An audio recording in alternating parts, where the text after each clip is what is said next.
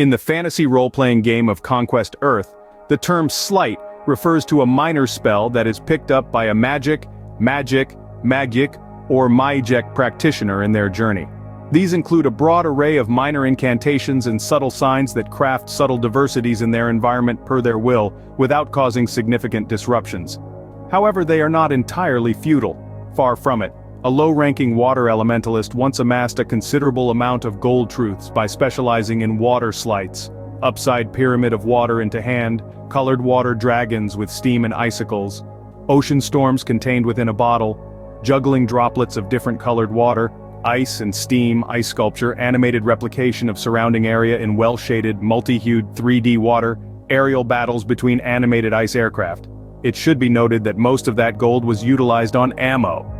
Other sleights are simply minor mind or battle tactics.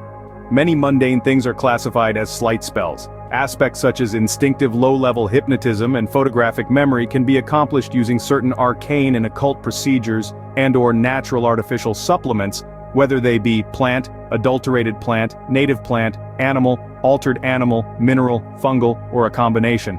A sleight typically costs a DB magic point, and numerous subspells are only accessible to empowered civilians, who may develop the technique for themselves after surviving in a magically perilous environment, and gathering as much information from known magicians as possible. Are pseudo-magicians possessing no real power, although a superior form of Bloglaw could pose a threat to a Fae carrying their traditional glazed Fae fire grenades. The innate ability to learn Sleight is a charisma-based trait. It bestows the quasi-attribute Sleight. This starts at 0-1 and is subject to increase at the GM's discretion. Refer to New Hades Gods and Goddesses Handbook, Sleight. With each Sleight point, a character can learn a minor magical procedure. Minor forms of some popular spells can be acquired as Sleight magic. When character's Sleight reaches 19, he/she can attempt to learn the lesser version of the Sleight learnt at first rank. At Sleight 20, some of the basic tricks mastered at first or second rank can be enhanced to lesser magic level. Different professions offer varying choices when it comes to acquired skills and Sleight. Some can opt to learn it, while it remains inaccessible to others until skill of the mighty level. Others have to wait until the 25th rank skill of the ascended or even higher.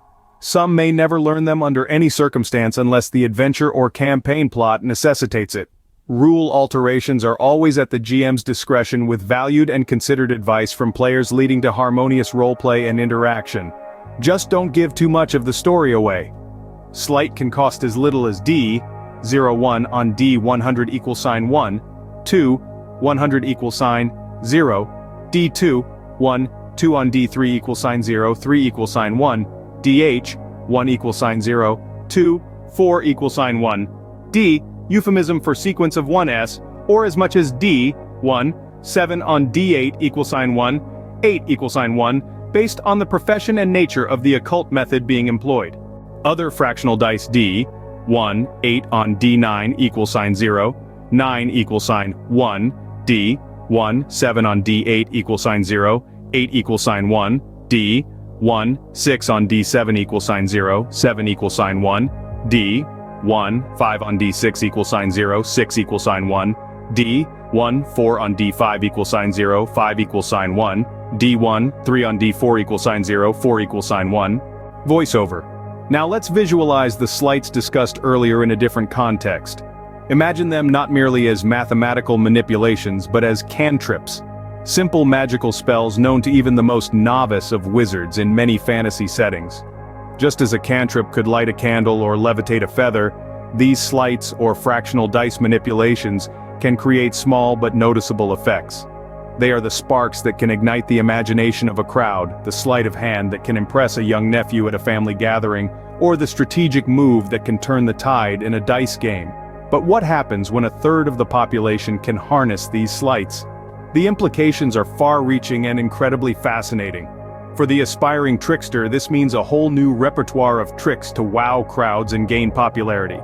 For the shrewd businessman, it's an opportunity to use sleights to gain an edge in negotiations or to build wealth. For the ambitious politician, it's a tool for persuasion and power. And for the dreamers and visionaries, it's a gateway to fame, a chance to leave a mark on the world of Conquest Earth. The power of sleights then lies not in their complexity but in their simplicity and accessibility. They are the cantrips of Conquest Earth, the small sparks that can light the fire of ambition, creativity, and influence.